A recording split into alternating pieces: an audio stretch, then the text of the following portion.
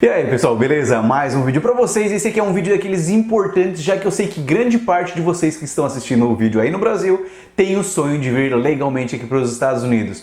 E é claro que para poder falar de um tema assim, vamos dizer, mais sério, algo que precisa de mais embasamento, precisa, é claro, de algum profissional comigo, e por isso que eu trago meu amigo Daniel Toledo mais uma vez aqui, da Toledo Advogados e Associados, para me ajudar nesse vídeo.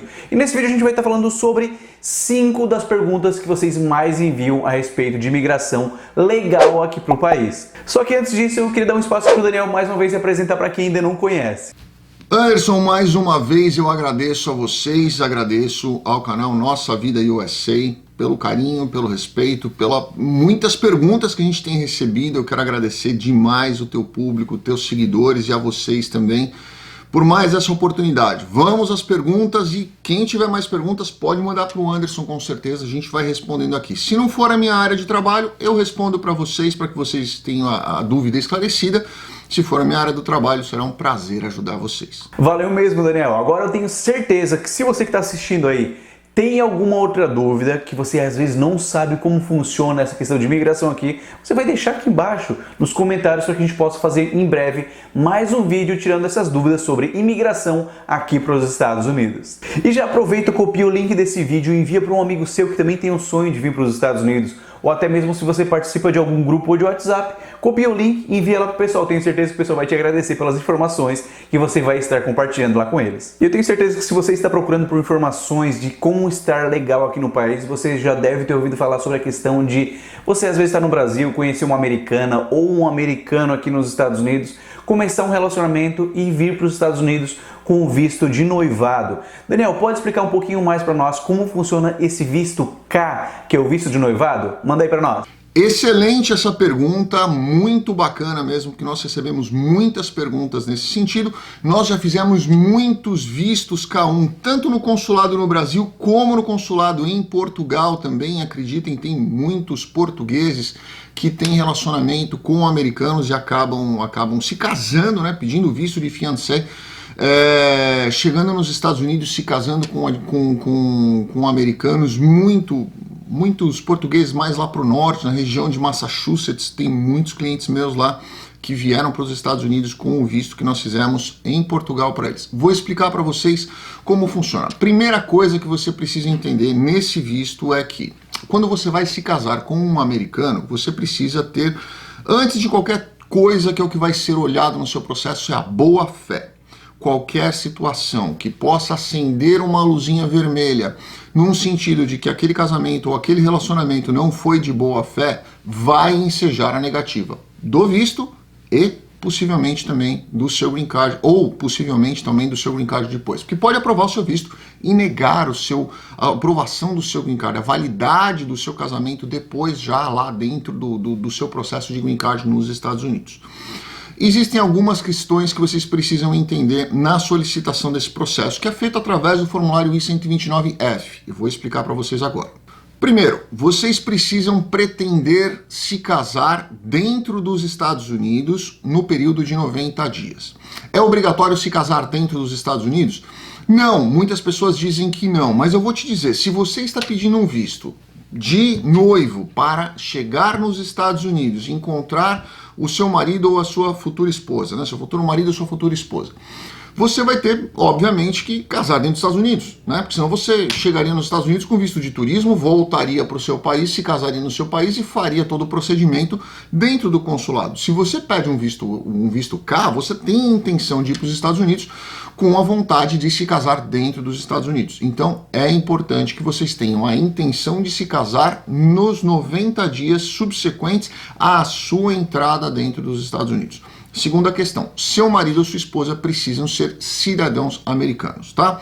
Não pode ser um green card holder, por exemplo, um residente permanente, solicitando um visto K. Não vai aprovar, não vai ser passado, porque ele não vai ter a capacidade de passar para você o ajuste de status, né? Não vai poder passar para você o green card, então ele precisa ser necessariamente cidadão americano. Terceiro requisito é vocês dois, na verdade, precisam estar legalmente, vocês precisam comprovar isso no processo. Vocês precisam estar legalmente aptos a realizar esse casamento.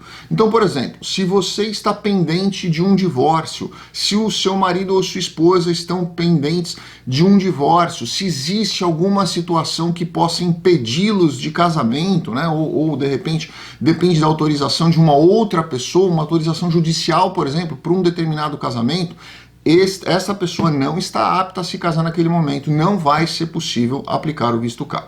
Quarta questão, ambos precisam ter se encontrado pelo menos uma vez nos últimos 2 anos, fisicamente, tá? As pessoas, os cônjuges, os futuros cônjuges, você, seu noivo ou a sua noiva, precisam ter se encontrado fisicamente por pelo menos uma vez nos últimos 2 anos. Existe um waiver para essa questão, que são casos geralmente atípicos, né? Onde você comprova que para você seria um sacrifício muito grande encontrar seu noivo ou sua noiva, ou que alguma situação extraordinária impediu que vocês se encontrassem de alguma forma e vocês se conheceram na internet, mas eu vou falar para vocês que isso é muito difícil de ser superado. Quando você chega no consulado e protocola esse processo, se não houve uma demonstração comprovada do encontro pessoal, pelo menos uma vez nos últimos 2 anos, eles vão negar esse processo aí. E é uma questão óbvia também, né? É difícil você manter um relacionamento pela internet durante 2 anos, ainda com esse monte de filtro que tem na internet, né? Pode ser uma grande surpresa, não é verdade, Anderson? Mas então eu deixo para vocês aqui o visto K, que são esses os requisitos básicos, obviamente. Sugiro que você converse com um profissional que vai poder te orientar direitinho, e esse profissional vai dizer para você, olha, é melhor aplicar desse jeito, é melhor aplicar daquele jeito, vai analisar a sua documentação, vai analisar a documentação do seu futuro cônjuge e vai saber qual o melhor caminho a ser aplicado para vocês. E depois dessa resposta do Daniel, tenho certeza que muitos de vocês, se estão solteiros, é claro, já devem estar indo aí para o Google procurar bate-papos com americanas ou americanos aqui nos Estados Unidos, para quem sabe achar o seu pretendente. E como vocês tiveram agora uma resposta a respeito de noivado, também tem aqueles que querem saber se eu estou indo para os Estados Unidos, se eu cheguei nos Estados Unidos, conheci a minha amada, conheci o meu amado. Como funciona essa questão de casamento? Geralmente demora quanto tempo até que eu possa receber o meu green card? E se eu caso, por exemplo, com com um cidadão americano, esse documento ele é passado diretamente o green card como cidadão? Eu vou ter primeiro o green card, primeiro vou ter direto a cidadania? Como funciona isso? Essa também é uma excelente pergunta, não é um processo que eu faço, mas eu vou explicar aqui para vocês como funciona, porque é basicamente o mesmo trâmite que você faz junto ao consulado, porém você muda alguns formulários aí, porque algumas coisas não há sentido de você pedir dentro do consulado, mas eu vou explicar num modo geral para vocês como funcionaria. Primeiro, quando você se casa com o americano ou a americana, você vai necessariamente ter a certidão de casamento. Com essa certidão de casamento você pode aplicar o processo para ajuste de status, né? Onde você vai aplicar o formulário de ajuste de status, você vai aplicar o formulário de casamento, né? de Alien Relative, você vai aplicar mais outros dois formulários, que é o formulário de trabalho temporário e de parole, que é o de viagem. Então ele vai conceder para vocês durante 1 ano, que é geralmente o tempo de análise desse processo, pode demorar um pouco mais, mas geralmente se resolve nesse ano ou um pouquinho. Onde você vai ter ali uma autorização temporária de trabalho, provisória de trabalho e uma autorização temporária de viagem, que é o tal do Combo Card. Com isso você vai poder trabalhar e vai poder também sair do país e viajar. A entrevista do Green Card, ela pode demorar X, depende do estado, depende de onde você está, depende de onde vai ser processado, como estão os volumes de processamento. Agora com a pandemia isso virou uma loucura, né? Algumas entrevistas foram adiadas, outras foram canceladas, outras foram dispensadas. Então é difícil dizer isso para você, mas geralmente um processo de casamento, ele fica aí, já vi processos de casamento acontecer em 6 meses, já vi acontecer em 1 ano e meio, depende muito da onde você faz, como você faz, da forma com que é feita, se tem todos os documentos ali no processo, isso faz uma diferença muito grande. Sabe que essa é uma das perguntas que a gente mais recebe mesmo, né? A respeito de casar. Muita gente está aqui nos Estados Unidos, está namorando com alguém que tenha já cidadania, que já tem o green card. Já aproveita também também falar para nós sobre essa questão do Green Card, Daniel. Se eu estou nos Estados Unidos, tenho somente o Green Card, não sou um cidadão ainda, conheço uma pessoa que queira se relacionar comigo, se casar comigo, essa pessoa vai ter acesso ao Green Card também? Ou ela não teria acesso e somente teria quando eu, que tenho já o Green Card, venha ter minha cidadania? Boa pergunta, Anderson. Inclusive eu falei isso lá na primeira. Se você é um residente permanente, ou seja, você tem um green card, você não tem cidadania, tá? Residência permanente não é cidadania. Se você tem uma residência permanente e se casa com uma outra pessoa, você não pode fazer o ajuste de status dessa pessoa e nem pedir o green card para essa pessoa, até que você vire cidadão. E esse é um erro que as pessoas cometem muito, eu já vi isso acontecer algumas vezes. As pessoas se casam com alguém que tenha um green card e ela esquece do status dela, e não pode, ela é obrigada a manter o status dela até o momento em que ela seja elegível para pedir o green card dela. Também não é um processo que a gente faça, sugiro que você converse com um profissional que possa te direcionar melhor nesse sentido, se você está nessa situação, ou que você case antes do seu cônjuge fazer a solicitação do green card dele, porque aí sim você pode fazer parte do processo dele. Então agora ficou bem explicado, não tenho mais dúvida quanto a isso, né? Mas se ficou com dúvida, não esqueça, tô deixando aqui embaixo para você o espacinho no comentário onde você pode deixar a sua dúvida que ficou às vezes por algo que você não tenha entendido desse vídeo. É claro que se ficou alguma dúvida um pouco mais complexa, você pode também estar mandando para o Daniel Toledo diretamente no Instagram, que estou deixando aqui embaixo também, ou no canal do Daniel Toledo, que ele também tem um canal no YouTube, e também estou deixando aqui embaixo na descrição e no card que aparece aqui em cima. Agora a gente vai para mais uma pergunta, que é uma das que a gente escuta muito. Como vocês sabem, no Brasil tem muitas pessoas que vêm de famílias com descendência italiana, descendência portuguesa. Então eu queria saber agora do Daniel. Daniel, se eu tenho a minha avó ou meu avô que é italiano, eu já tenho a cidadania italiana, por exemplo, tem uma facilidade a mais para mim, para que eu possa ter o green card ou ter algum tipo de visto de residência aqui no país, tendo essa dupla cidadania, sendo brasileira e italiana? Essa é a minha área, Anderson. Essa eu entendo bastante, essa eu tenho bastante experiência, esses eu fiz muito. Vamos lá. Brasileiros não têm essa facilidade, mas italianos têm a facilidade do visto E2. A Itália faz parte do acordo de navegação e comércio com os Estados Unidos e, consequentemente, ele faz parte ele pode ser elegível para o visto E2, que é um visto excelente. Mediante um investimento, a pessoa abre uma empresa, abre um negócio, empreende nos Estados Unidos e ela pode trabalhar legalmente, residir legalmente nos Estados Unidos. O visto E2 geralmente ele vem com 5 anos, a cada 2 anos ela tem que sair para manter o status dela, é obrigatório, o status do E2 é um status bienal, então ele precisa sair dos Estados Unidos e voltar para os Estados Unidos. Fiz muitos desses vistos no Brasil, fiz muitos desses vistos na Itália, fiz muitos desses vistos na Espanha. Eu fiz alguns desses vistos na Espanha, não fiz tantos na Espanha, mas na Espanha eu fiz alguns na França, fiz Alemanha, conheço bastante desse visto e posso dizer para vocês que é um excelente caminho. Esse visto ele não dá direito ao green card, não é um visto de imigrante, ele é um visto de não imigrante. Então quer dizer, depois de um tempo você precisa buscar as condições que geralmente o E2 ao longo dos anos ele acaba te concedendo algumas condições que possam eventualmente te embasar um processo de green card.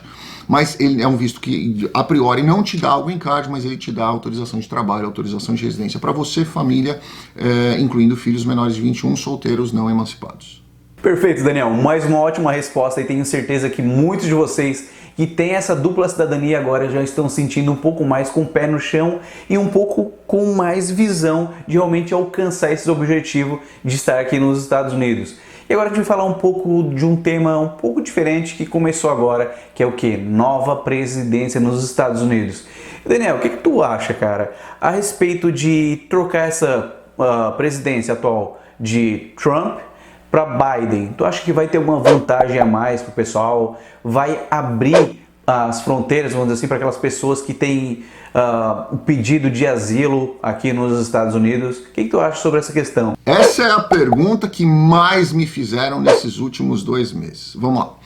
Historicamente, os democratas costumam ser mais flexíveis na imigração e tão duros quanto na deportação. Isso é importante as pessoas saberem, tá?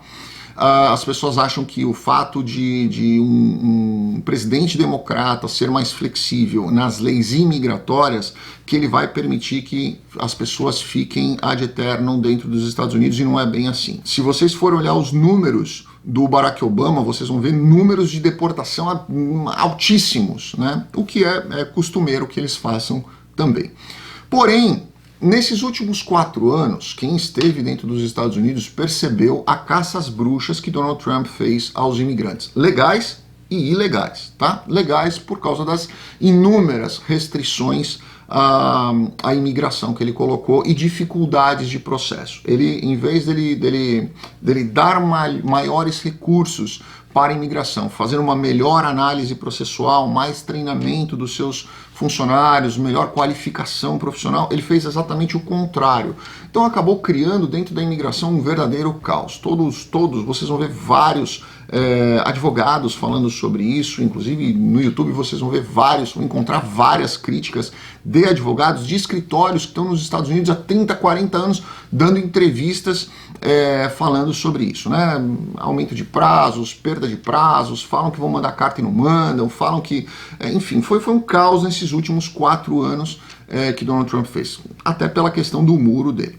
Mas não quer dizer que a entrada de um democrata vai aliviar, né? Existe aí a intenção do Biden de fazer uma reforma imigratória que precisa ser feita, ela deve ser feita, ela é necessária que seja feita nesse momento.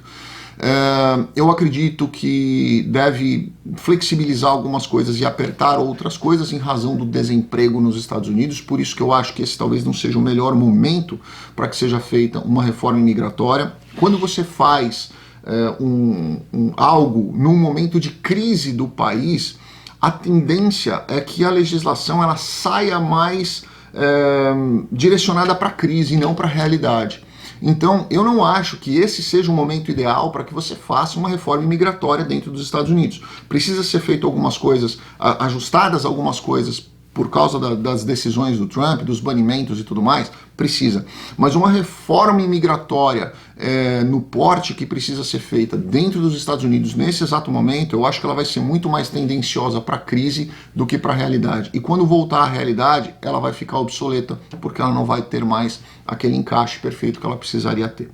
Então, eu acredito que sim, o Biden vai fazer muita coisa de flexibilização para a imigração. Acredito inclusive na criação de 2 novos vistos. Podem anotar aí depois que vier essa reforma imigratória, se realmente ela vier. Eu acredito na criação de 2 novos vistos. Eu vou falar no meu canal sobre esses 2 novos vistos que eu acredito que devem ser criados. Eu acredito sim que ele vai fazer uma flexibilização melhor aí para a questão do asilo, né? Mas talvez não nesse momento, por causa de uma série de fatores aí que possa vir a impactar no momento de desemprego dentro dos Estados Unidos. Mas falando sobre a questão do asilo, só para falar um pouco mais para vocês, tem muita gente falando sobre isso. Eu particularmente acredito que não deve entrar agora em vigor nada nesse sentido. Se vier alguma coisa vai ser algo muito, muito paliativo. Porque só na fronteira do México estima-se que tenham 2,5 milhões de pessoas. 2,5 milhões de pessoas aguardando para fazer a solicitação do seu processo de asilo.